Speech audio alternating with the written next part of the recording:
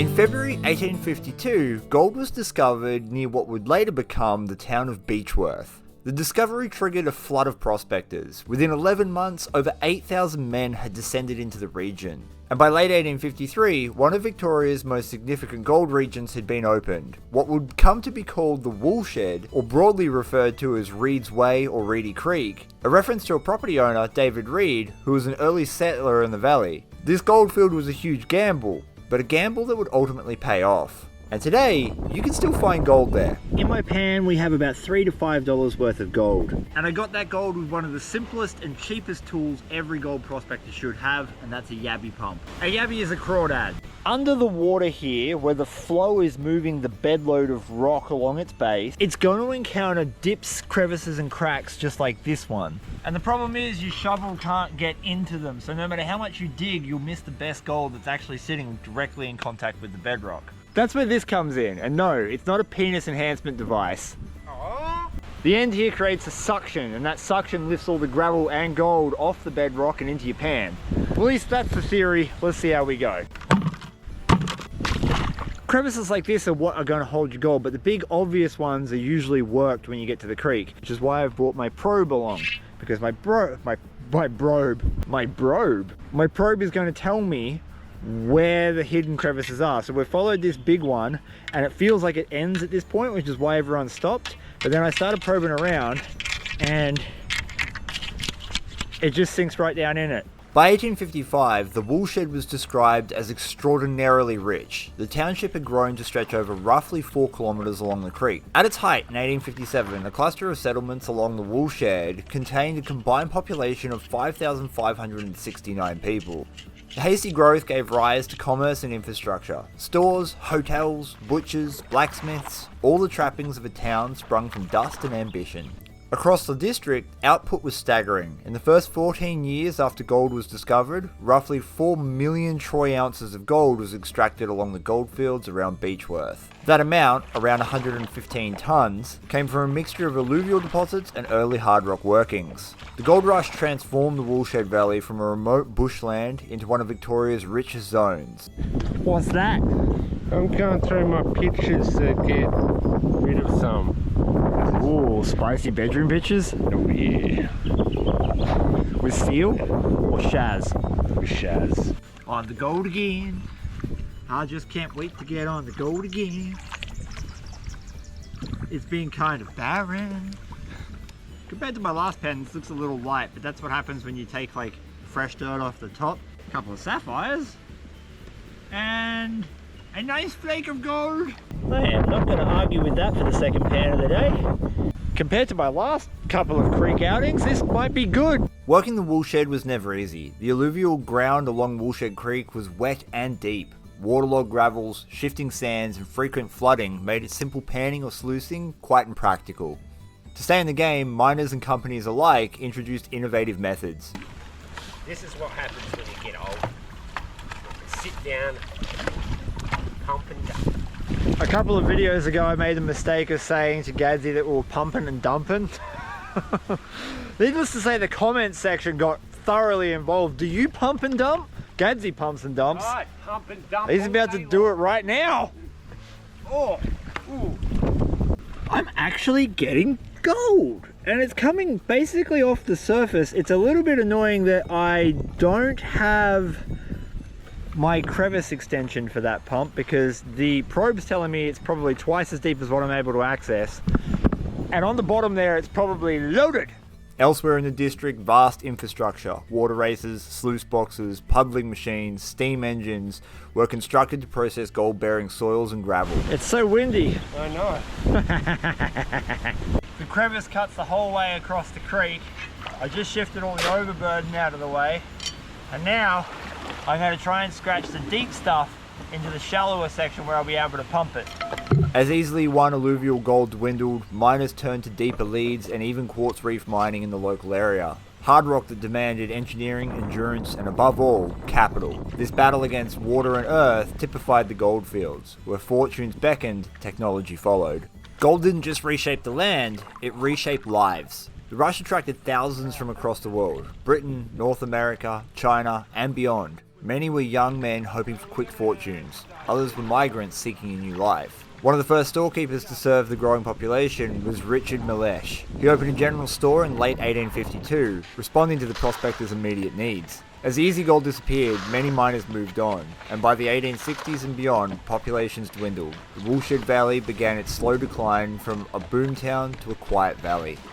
But even as people left, the scars, water races, tailings and tunnels remained, and with them, traces of the human story. In theory, this should have good gold in it, or at least better gold, because we just shifted a bunch of that bottom dirt over to an area we can access.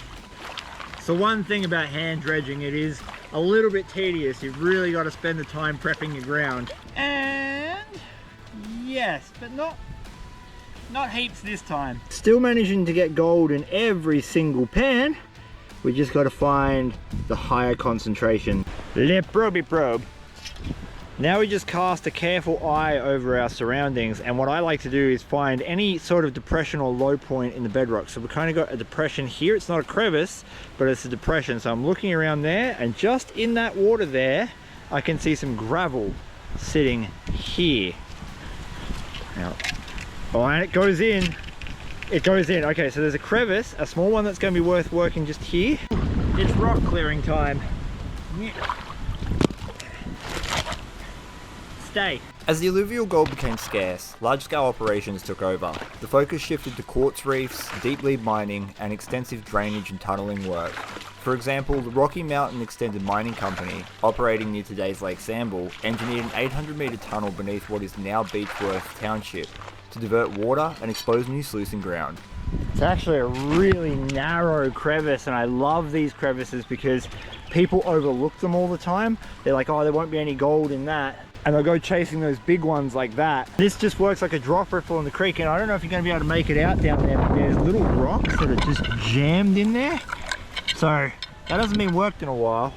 Over time, the Woolshed's population shrank.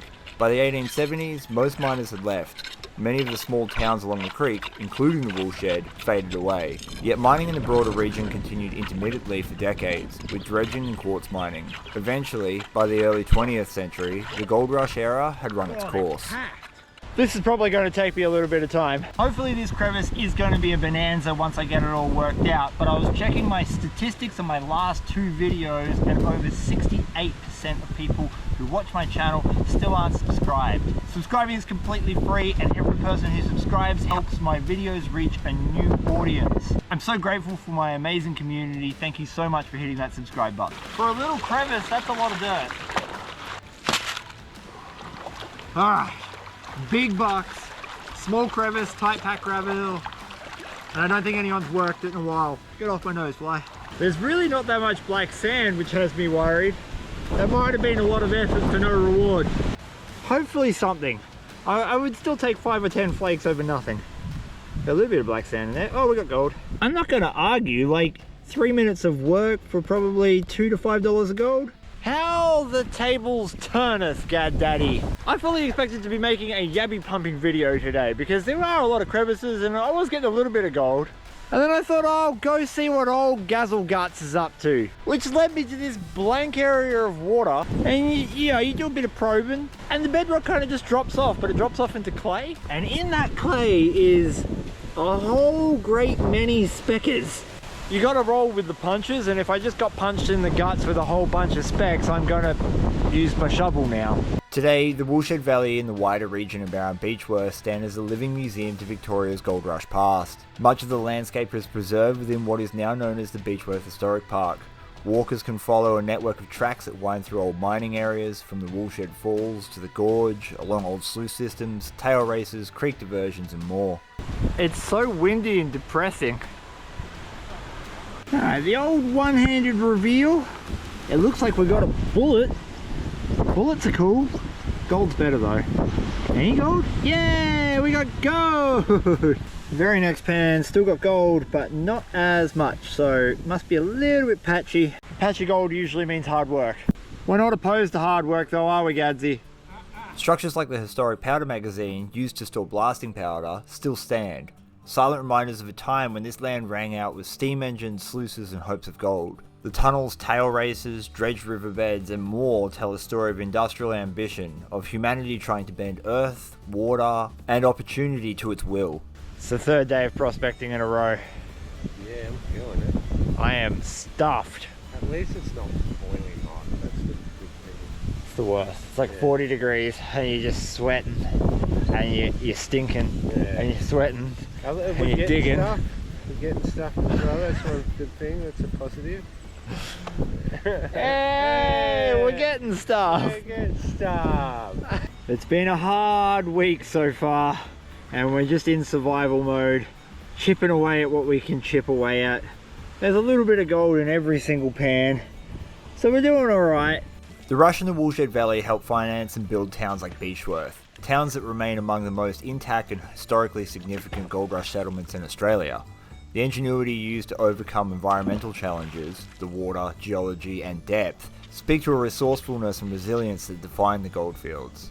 In the Woolshed Valley, the gold may have been mostly dug up and carried away, but the valley itself holds a memory, a dream dug from the creek beds, of communities built on grit and water, and of a time when the promise of gold could change the map of a continent.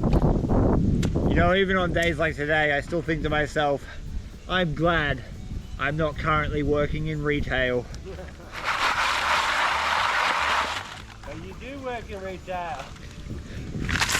Yeah, but it's retail I control. Okay. I work in my own shop. That's different. That's not retail. That's small business ownership. Because I can tell the Karens to fuck off. That's a difference. You would think for that much black sand, you would actually have something to show for it. But we got maybe 10 of the nanoest nanoes you've ever nanoed. Gold in every pan though, so we'll let up. Ah, yeah. It's real gold, mate. I know, it's gold. Real gold. It's gold. Better than a kick in the dick. Oh, I don't know about that. Alright, spread them. Yeah, okay. Was that better? Oh, yeah.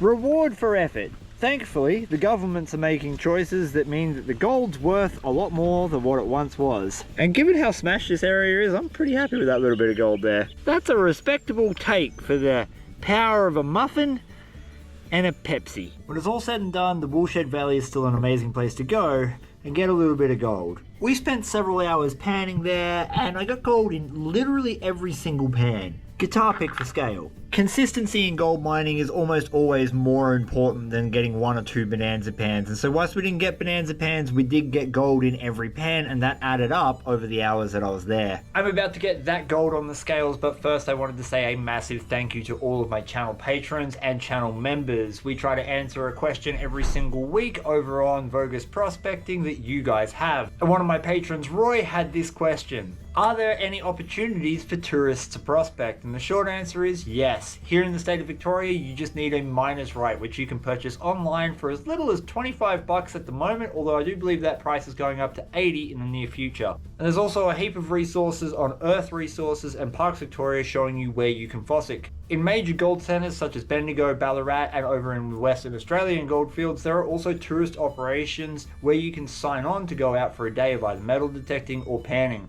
This is where Google is your friend. Needless to say though, there is a heap of options for you. And just quietly, I might be starting my own tourist operations very soon where I get to take people out, but that's on the download, don't tell anyone. Or if you want to help support the channel in another way, check out the oldmouldy.com.au. That's where we sell gold nuggets, gemstones, paydirts like that, prospecting equipment and a bunch of other stuff besides. Scales are all turned off and we'll get the gold on there. I'm thinking we got maybe a little bit more than half a gram. 0.6 would be pretty good. This is just my opportunity to remind all Victorian prospectors that checking out the PMAV and jumping on board to support them is ultimately what is going to help us be able to do this hobby long into the future in places like the Woolshed Valley.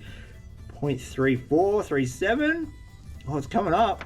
Maybe half a gram 0.56, I'm getting better at guessing. I'm using an app called Goldo. This does the currency conversion and keeps the gold prices completely up to date for us. We've got 0.56 grams of gold. We're going to apply that, and that means I found $114 of gold on a blustery, windy, kind of miserable day. But still, $114. That is a lot of jerky. Thank you so much for watching. I hope to see you guys in the next one, and please give your dog a scratch behind the ears for me.